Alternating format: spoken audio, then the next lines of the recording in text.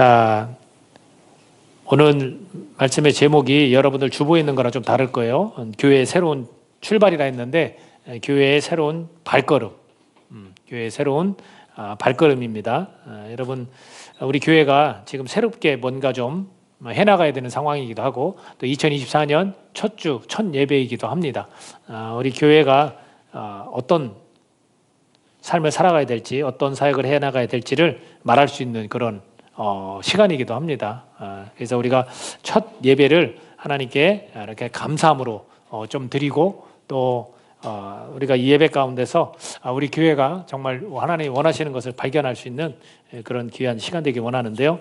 제가 에베소 가운데 지금 이 본문이 사도 바울이 뭐라고 표현하냐면 여러 성도가 있대요. 그러니까 이제 쉽게 말해서 교회 구성원인들인 거예요. 그런 성도들 중에 지극히 작은 자보다 더 작다 이렇게 표현했어요. 사도 바울이 이렇게 표현한 이유는 뭐냐면 예수 그리스도를 알고 난 뒤로 겸손해진 거예요. 사도 바울은 사실은 작은 자가 아니죠. 어떤 면에서는 굉장히 많이 배웠고요. 또 율법에 관해서도 아주 전문가였고요. 그렇기 때문에 일반적으로 유대인들이 볼 때는 굉장한 사람이었어요. 그러나 예수님을 만나고 나서는 그 모든 것을 다 학문과 자기가 가지고 있던 모든 것들을 다 배설물로 여긴다 이렇게 표현을 했거든요. 그렇기 때문에 하나님을 아는, 예수님을 아는 지혜가 최고다라고, 가장 고상한 것이다라고 이렇게 표현을 합니다. 그래서 모든 사람들보다 자기는 작은 사람이다 이렇게 겸손해진 거예요. 저와 여러분이 예수님을 믿으면 어떻게 돼야 돼요? 겸손해져야 되는 거예요. 주님을 알면 겸손해지고 낮아지는 거예요. 근데 우리는 내가 더 나은 것 같고 내 생각이 맞는 것 같고 자기가 살아서 막 세상을 살아가고 있는데 주님 보실 때는 참으로 안타까운 거죠. 그러나 사도 바울은 예수님을 만나고 나서 이렇게 작은 자들 중에 더 작은 자다. 나는 정말로 아무것도 아니다라는 그런 겸손함으로 표현을 하고 있습니다. 근데 그런 작은 나에게 이 은혜를 주신 것은 측량할 수 없는 그리스도의 풍성함을 이방인에게 전하게 하시고 라고 되어 있어요. 예수님 안에 뭐가 있다는 것을 우리가 이 말씀을 통해서 알 수 있어요? 그리스도의 풍성함. 예수님 안에 풍성함이 있다는 거예요. 이거를 발견한 자만이 하나님의 말씀이 꿀송이보다 더 달고 어떤 금은보화보다 더 값진 것이다라는 걸 깨닫게 되는 거예요. 예수님 안에는 이런 풍성함이 있습니다. 저와 여러분이 이걸 발견하실 수 있기를 바라요. 올 한 해 가운데 이걸 좀 발견할 수 있기를 바라요. 예수님 안에는 정말로 귀한 것이 있구나. 예수님 안에는 풍성함이 있구나. 이거를 발견할 수 있기를 바라요. 사도 바울이 그걸 발견하고 나서 이방인들에게 이 말씀을 전파해야 된다라는 사명을 받은 거예요. 자, 그리고 나서 9절에 가보니까 영원부터 만물을 창조하신 하나님 속에 감추어졌던 비밀의 경륜이 어떠한 것을 드러내게 하려 하심이라. 자, 그 전함의 내용이 뭐예요? 하나님의 경륜, 하나님의 놀라운 섭리 계획을 드러나게 하신다는 거예요. 그 비밀을 알고 있는 거예요. 누가? 사도 바울이. 자, 중요한 구절이 있습니다. 10절 같이 한번 읽어볼까요? 10절 말씀. 자, 시작. 이는 이제 교회로 말미암아 하늘에 있는 통치자들과 권세들에게 하나님의 각종 지혜를 알게 하려 하심이니 라고 되어 있어요. 각종 지혜. 이건 뭐냐면 아까 이야기했던 그리스도 안에서의 풍성함. 그리고 어디를 통해서 이걸 전파된다고요? 교회. 교회로 인해서 하늘에 있는 통치자들, 권세들에게 하나님의 각종 지혜를 알게 하려 하심이라. 교회를 통해서 이러한 그리스도의 풍성함이라든지 하나님의 각종 지혜를 이 통치자들과 이 권세자들에게 다 알리겠다라는 거예요. 그러니까 항상 우위에 있는 게 뭐냐면 이 세상 가운데 가장 높은 곳에 있는 게 뭐냐면 하나님의 각종 지혜, 그리스도 안에서의 풍성함이 더 우월하다라는 거죠. 더 뛰어나다라는 거예요. 그걸 어딜 통해서 말해진다고요? 교회. 이게 얼마나 중요한지 몰라요. 예수 그리스도께서 살아계실 때 교회가 있었어요? 없었어요. 예수 그리스도께서 살아계실 때 없었다가 죽고 3일 만에 부활해서 3일 만에 부활해서 하나님 우편에 가시고 그 뒤로 교회는 세워지는 거예요. 그러면 그 예수님의 놀라운 가르침, 하나님의 각종 지혜, 하나님의 이 경륜에서 비례했던 이 놀라운 예수 그리스도를 이 땅에 보내시는 그 놀라운 섭리 계획들 어디를 통해서 전파된다고요? 교회. 이게 얼마나 중요한지 몰라요. 이 교회가 해야 될 일이 바로 이런 거예요. 하나님의 각종 지혜를 말하는 거예요. 하나님 안에서 그리스도 안에서의 풍성함을 누리는 거예요. 이 교회가 그만큼 중요한 거예요. 이 교회를 통해서 그렇게 한다는 거예요. 자, 11절에 보니까 곧 영원부터 우리 주 그리스도 예수 안에서 예정하신 뜻대로 하신 것이라. 이 모든 것이 다 미리 준비된 거라는 거예요. 예수 그리스도를 보내는 것, 예수 그리스도 안에서 그분이 교회의 머리가 되고 그분이 몸이 되는 교회가 세워지는 것, 이 모든 것이 다 주님의 섭리 안에 있었던 거죠. 자, 12절에 그러고 보니까 우리가 그 안에서 그를 믿음으로, 누구를 믿는 거예요? 예수 그리스도를 믿음으로 담대함과 확신을 가지고 하나님께 나아감을 얻느니라. 아멘. 자, 이 교회에서 이 모든 풍성함과 각종 지혜들을 통해서 우리는 세상에 나갑니다. 그렇죠? 교회 안에만 머물러 있지 않잖아요. 그러니까 교회라는 곳은 이런 것들을 깨닫고 알아가는 곳이고, 그 교회에서 우리는 세상으로 발걸음을 내디딜 때 담대함과 확신을 가지고 세상을 살아간다는 거예요. 왜? 세상 가운데서도 우리는 하나님 앞에 담대히 나아갈 수 있거든요. 확신 가운데 하나님 앞에 나아갈 수 있거든요. 이 세상을 통치하고 다스리고 창조하신 분이 누구예요? 하나님인 것을 우리는 깨닫기 때문에. 그러니까 세상에서 우리가 기죽으면서 살아갈 필요가 없는 거죠. 이 세상을 진짜 만드시고 통치한 분이 누구는 걸 알기 때문에 그래요? 하나님인 걸 아는 거예요. 근데 그걸 우리는 어떻게 알았어요? 교회를 통해서 예수 그리스도 안에 풍성함이 있다는 걸 깨달았기 때문에 세상에 나가서 우리 기죽을 게 하나도 없어요. 두려울 것도 없고 걱정하지 말고 염려하지도 말라고 그랬어요. 왜? 하나님 아버지께서 이 세상을 통치하고 다스리시기 때문에. 이게 하나님의 주권이거든요. 교회를 통해서 우리는 이걸 깨닫는 거예요. 그 교회가 세상에 나아갈 수 있도록 이 교회가 예수 그리스도의 피값으로 세워진 거예요. 이 모든 놀라운 것들을 깨달아가기 위해서 세워주신 거죠. 근데 우리는 이 교회 안에 세상 것이 침투하고 이 교회 안에서 이런 하나님의 놀라운 각종 지혜를 가르치지 않고 그저 우리끼리 좋은 것들을 자꾸 이야기하고 이러면 안 되죠. 교회는 그렇게 주님께서 디자인하신 게 아니에요. 우리는 교회 안에서 어떻게 해요? 계속해서 겸손해지는 거예요. 낮아지는 거예요. 서로 나보다 남을 더 낮게 여기고, 그리고 각종 지혜와 그리스도 안에서 풍성함을 가지고 세상에 나아가는 거죠. 그 역할을 누가 한다고요? 교회가 하는 거예요. 교회가 얼마나 중요합니까? 그래서 교회를 소중히 여기고 교회를 사랑하는 것이고 교회 안에서 그걸 발견하는 거예요. 저는 12년 동안 뒤를 계속해서 돌아봤어요. 저희들이 만 12년이 지났잖아요. 이제 다시 13년째 이제 출발하고 있는 거예요. 과거에 저의 목회와 우리 교회의 모습들을 계속해서 묵상했어요. 그래서 저는 수개월 동안 기도했습니다. 그때마다 주님께서 하나하나씩 떠오르고 생각나게 하시는 것들이 있었어요. 몇 달간의 기도와 생각 속에서 얻은 것들이 있었습니다. 그러니까 교회를 향한 주님의 명령들로 저는 들었습니다. 그래서 그 명령들, 그것은 곧 오늘 우리가 함께 나눌 4가지 우리 공동체의 모습이에요. 이걸 주님께서 은혜 영광교회가 이런 공동체가 되어야 하지 않겠느냐라고 저는 들었습니다. 사도 바울이 자기는 작은 자지만 교회를 통해서 그런 역할들을 하고 있다라고 말했듯이 우리도 이 교회가 주님께서 기뻐 받으시는 역할들을 우리가 해야 되는 거죠. 그 첫 번째가 뭐냐면 우리가 중요시 여기고 함께 해야 될 게 예배 공동체라는 거예요. 예배만큼 중요한 게 없더라고요. 하나님이 우리를 구원해 주시고 이스라엘 백성을 애굽에서 탈출시키신 이유가 뭐였어요? 예배 받으시기 위해서. 왜? 거기에서는 그들이 예배를 못해요. 왜? 바로 왕한테 예배하게 되어 있고 거기에서 몰래 예배하게 되어 있고 그들이 마음 놓고 하나님을 찬양하지 못하니까 그들을 탈출시켜버린 거예요. 종살이를 몇 년 했냐면 430년을 했어요. 430년을 하고 하나님께 예배드리는 게 쉬울까요? 쉽지 않죠. 그러나 그들은 그 속에서 조용히 이스라엘 백성들만의 예배를 드렸을 거라는 거죠. 근데 하나님은 이제 대놓고 마음껏 예배 드릴 수 있도록 그들을 불러내시는 거예요. 우리가 세상에 속해 있었잖아요. 저와 여러분이. 그죠? 물론 우리 자녀들은 목회자 가정에서 이렇게 쭉 태어나서 그 의미가 크게 와닿지 않을지 모르지만 나머지 많은 사람들 저를 비롯해서 하나님을 떠났다가 세상에다 푹 빠져서 살았다가 주님께도 우리 불러주셨단 말이죠. 지금은 예배자로 지금 살고 있잖아요. 왜 부르셨어요? 예배하기 위해서. 그래서 부르셨단 말이죠. 자, 우리 요한복음 4장 24절이 뭐라고 되어 있냐면 하나님은 영이시니 예배하는 자가 영과 진리로 예배할지니 이렇게 되어 있어요. 근데 그 위에 뭐라고 되어 있냐면 23절 한번 읽어볼까요? 하반절인데 읽어보겠습니다. 아버지께서는 자기에게 이렇게 예배하는 자들을 찾으시느니라. 이렇게 예배하는 자. 어떻게? 신령과 진정으로 영과 진리로 예배하는 자. 내 이 온 마음과 생각과 뜻을 다 예배를 드리는 자. 진실되게 예배를 드리는 자. 내가 때 묻은 상태로 오면 그 상태로 하나님께 예배 드리는 자. 그래야 깨끗이 씻김 받거든요. 이런 자들을 어떻게 해요? 찾으신다는 거예요. 지금도 찾고 계시죠. 얼마나 많은 사람들이 하나님 앞에 예배하기를 하나님은 원하시는데 얼마나 많은 사람들이 그걸 외면하고 지금 하나님 앞에 예배를 드리지 않습니까? 우리는 그런 사람들을 찾아야 돼요. 당신이 하나님 앞에 예배하는 자가 되기를 원해요 라고 우리는 말할 수 있어야 돼요. 어느 누구든 상관없죠. 우리가 정할 수 있어요?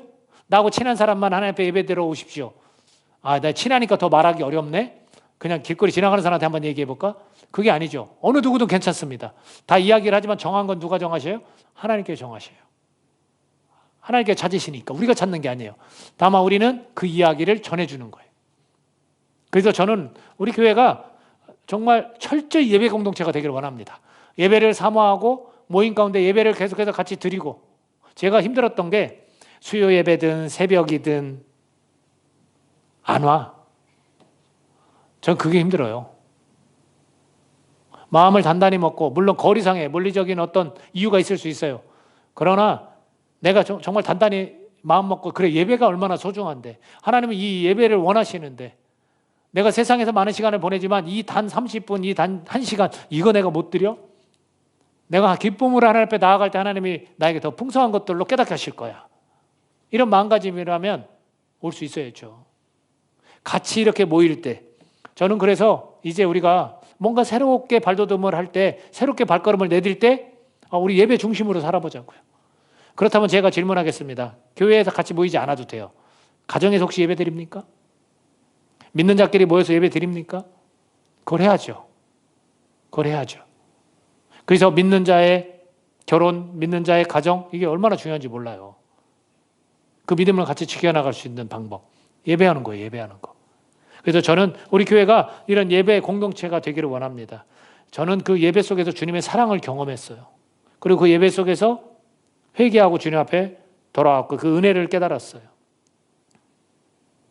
그리고 모두가 모인 공동체 모임에서 주님의 은혜를 고백하는 것, 이거를 우리가 했으면 좋겠어요. 같이 주님을 높여드리고 찬양하는 것, 그 우리가 주님의 위대하심을 칭송하고 또 크신 그 사랑을 기뻐하면서 찬양하는 거죠. 그러다 보면 어떤 일이 생기냐면 영적인 목마름, 영적인 갈급함, 이런 것들이 해결이 돼요. 그래서 이 예배에 관한 이 말씀이 누구하고 연결되어 있냐면 우물가에 물을 기르러 온 그 여인이잖아요. 그 여인의 이런 갈급함이 완전히 해결되잖아요. 그리고 또 하나, 우리가 내 삶이 예배라는 거. 어디 있든 두세 명이 모이면 그 예배를 드릴 수 있는 거예요. 그래서 저는 우리 교회가 지금은 비록 소수의 인원이지만 이 인원이 또 다른 누군가를 하나님이 찾으시는 예배자를 우리가 발견하고 그들과 함께 소수로 또 335 예배를 드렸으면 좋겠어요. 그런 비전을 우리가 갖는 거죠. 저는 그렇게 될 줄로 믿습니다. 우리가 사모함을 가지면, 예배에 대한 사모함을 가지면 그렇게 될 줄로 믿습니다. 청소년들도 마찬가지예요. 자기 친구들 좀 전도해서 같이 예배드리면 얼마나 좋아. 김은샘 사총사 같이 예배드리면 얼마나 좋아.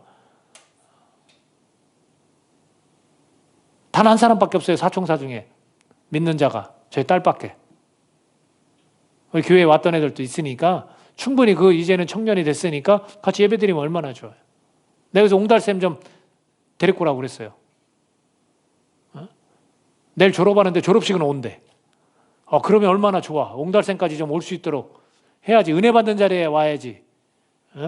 그 졸업하는 자리에 와서 축하해주는 것도 소중하지만, 그들이 그렇다고 영적인 목마름이 해결돼요? 그들이 회개해요? 졸업식 왔다가? 그런 일은 없잖아요. 주님의 은혜를 거기서 깨달아요? 그런 일이 없다고요. 어디로 데리고 와야 돼요? 예배. 그래서 그런 예배 공동체가 우리가 되기를 원합니다. 김은샘? 삐죽거려요. 삐죽거려요. 아멘 해야죠. 자, 두 번째는, 저는 첫 번째로 하나님이 은혜 영광교회가 예배에 좀 사모함을 갖고 예배를 좀 하나님께 기쁨으로 좀 드렸으면 좋겠다. 이게 인원이 많으면 당연히 더 뭔가 느낌이나 분위기가 좋겠죠. 그러나 그거 극복해야 됩니다. 저 혼자라도 열심히 찬양하고 열심히 하나님을 높여드리는 거, 그 한 사람 한 사람이 모이면 얼마나 열정적이고 하나님의 임재를 경험할 수 있는 현장이 되겠습니까? 두 번째가 뭐였냐면, 주님께서는 저에게 섬기라라고 말씀하셨어요. 섬기라. 섬김 공동체. 두 번째가, 우리 교회가 정말로 이 발을 내디뎌야 될 것, 섬긴 공동체가 되는 거예요.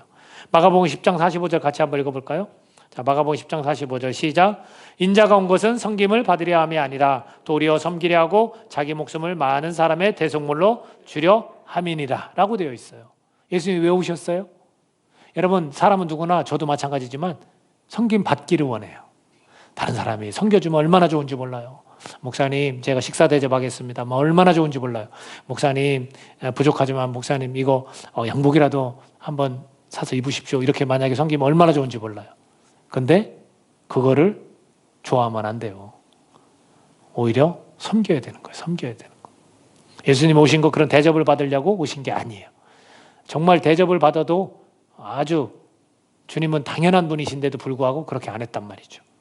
그러니까 우리가 주님이 이 땅에 오신 것이 섬기러 오셨기 때문에 우리도 당연히 이웃을 섬겨야 되고 서로를 섬겨야 되는 거예요. 그래서 이런 아이디어를 주셨어요. 여러분, 제가 헬라어를 조금 표현을 해볼게요. 코이노니아라는 말이 있어요. 코이노니아는 교제를 뜻해요. 교제를 뜻하는데 하나님과의 교제, 우리 성도들 간의 서로와 간의 교제를 뜻해요. 저는 이 코이노니아로 이 교제를 통해서 디아코노스의 삶을 살기를 원해요. 디아코노스는 뭐냐면 종의 삶, 봉사자의 삶, 직분자의 삶, 이런 게 다 들어가 있는 거예요. 디아코노스는 정말로 내가 말없이 묵묵히 섬기는 거예요. 종으로. 종은 어때요? 손님이 오면 다 이렇게 안내만 하고 그러잖아요. 그 손님이 앉아서 편안하게 있을 수 있도록. 그러니까 우리가 그렇게 섬기는 거예요. 그러니까 우리가 교제, 코이노니아를 통해서 하나님과의 교제, 예배 속에서 하나님과의 교제를 충분히 나누고 예배 속에서 우리 성도들 간의 교제를 나눠서 힘을 기르는 거죠. 그 다음에 외부에서 누가 오거나 내가 전도하는 사람이 오면 어떻게? 종으로서 딱 섬기는 거예요. 그래서 디아코노스의 삶으로 우리가 살아가게 되는 겁니다. 여러분은 섬김으로 사랑을 표현할 수 있어요. 만약에 잘 섬기잖아요. 그럼 와, 저 사람 사랑이 많다. 이렇게 얘기해요. 섬기는데 저 사람 교만한데? 이렇게 이야기하지 않아요. 섬기는 거예요. 그게 사랑의 표현이에요. 그리고 섬김을 통해서 은혜를 끼치게 하더라고요. 섬기잖아요. 그럼 은혜가 돼요. 나한테. 아까 표현했듯이 좋다, 기분 좋다 이런 게 아니라 참 은혜다. 은혜예요. 제가 이제 이 겨울에, 추운 겨울에 얼마나 사실 외롭습니까? 또 교회 사정이 이렇다는 것도 많은 분들이 아는데 자꾸 저를 섬기더라고요. 그랬을 때 제 안에서 힘이 나고 은혜가 돼요. 내가 만약 누구를 섬겨주면 그 사람이 은혜를 받는다고요. 예수님이 섬겨주셨더니 우리가 어떻게 해요? 은혜를 받았어요. 죄인이지만 의인이 된 얼마나 큰 은혜입니까? 그게 섬겨서 그래요. 예수님께서. 그것 때문에 이 땅에 오셨단 말이죠. 그럼 우리가 그걸 본받아서 섬김의 삶을 살아가야죠. 여러분, 지식을 넘어 섬김으로 가야 되는 거예요. 머리로만 아무리 알면 뭐합니까? 섬겨야지. 그것이 중요하다라는 것. 그래서 예수님의 섬김을 따라서 서로 섬기는 교회가 되어라 라고 말씀하시는 것 같아요. 그래서 아예 우리 교회가 나아갈 바가 예배 공동체로서 하나님과의 관계를 맺고 하나님을 높이되 우리가 서로 섬기자. 예수님이 섬겼던 것처럼 우리가 섬기는 공동체가 되자라고 해서 두 번째가 섬김 공동체. 우리 은혜와 영광교회가 서로 섬기는 그런 공동체가 되기를 간절히 소원합니다. 세 번째가 뭐냐면 자람 공동체입니다. 자람 공동체. 그로우, 이렇게 성장해가는 거, 성숙해가는 거, 자라가는 거예요. 여러분, 내가 신앙생활을 몇 년 했는지는 몰라도 제자리 걸음이야. 계속해서 제자리 걸음이다. 그러면은 어떨 것 같아요? 내가 예배에 오는 게 그냥 그렇게 큰 기대가 없어져요. 내가 삶이 교회를 한 주 빠졌을 때나 매번 나갔을 때나 내 삶이 그냥 변화가 없어. 똑같아. 그러면 신앙생활에 재미가 없어져요. 왜 그런지 아십니까? 자라가질 않아서 그래요. 성숙해가지 않아서 그래요. 여러분, 아이들이 어릴 때 이 모습 그대로만 갈 수 있다면 그게 좋은 걸까요? 아니죠. 자라가야죠.